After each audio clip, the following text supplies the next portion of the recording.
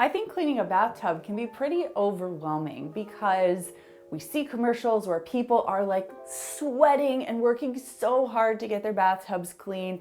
And we've heard about the dreaded soap scum, and it's just kind of a horror story. So in this video, I want to show you how straightforward it is to actually clean your tub. With the right products, tools, and techniques by your side, you can clean your tub like a pro. Step 1. Before you even think about getting out a sponge, you need to know what kind of material your tub is. Because if it's something soft like acrylic or fiberglass, it can scratch. And if it's something more durable like porcelain or cast iron, you can use much more abrasive products in there to get the job done. But I'm always a fan of less being more and starting off with the gentlest product and working your way up, even if you're working on a super durable surface. So the way that you know what type of material your tub is to do what I call the fingernail test.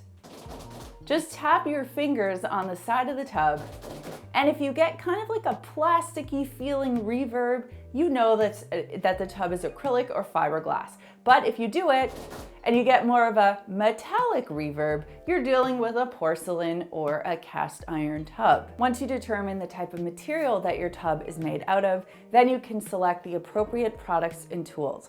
For example, if you have a softer surface, you want to make sure you're using non-abrasive, non-scratching products and also products that are not corrosive. If you have something that is stronger, you can use those heavier duty products or tools, but as I always say, start low and work your way up. I always roll with an arsenal of microfiber cloths. You never know when you're going to need them. For the cleaner, I've got vinegar, dish soap, and baking soda just in case I need it. Now I always test in an area first just to make sure that the surface will be able to tolerate whatever product or tool I'm using it on. The sponge seems okay, and I'm going to do a little spot test with baking soda too. Now this is my tub, so I know that these things are okay, but you should always check with yours. You can tell by look and by feel. All right, next up, you want to empty your tub. So all of my daughter's toys are coming out. Same thing goes for any shampoo or conditioner or soap bottles. This is a little tip I learned. You can roll up the bath mat and use it to protect your knees. Now I'm rubbing my hands on the inside of the tub. Sometimes you can't see soap scum, so you can feel for it and then really know where to focus your efforts. Now to whip up this cleaner, I'm mixing equal parts vinegar and dish soap into a spray bottle. I'll give it a shake and I'm gonna spray the tub liberally. You want the tub to be wet. If you spray this on and it dries, it's not gonna have the same effect. All right, let it sit for a couple of minutes and then get your non-scratching sponge wet. Now I'm working my way from top to bottom and going around the tub. That way I don't miss any areas and I'm paying specific attention to those areas that I know have soap scum. Don't forget to do the outside of your tub either. Now before I rinse, I just do a quick feel test again to see if there's any remaining soap scum. You'll know it's there if you feel any friction or if you feel a different texture on the surface.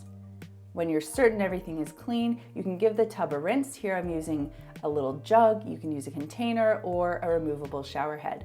Once that's done, I'm using our Ultra Plush microfiber cloth here to get everything nice and dry, even the outside. And look at that, it's perfect. So now your tub is glossy and shiny and clean and soap scum free. You're welcome. And that brings me to this week's comment question, which is, do you prefer to take a shower or a bath? Me, if I have the time, I love taking a good bath.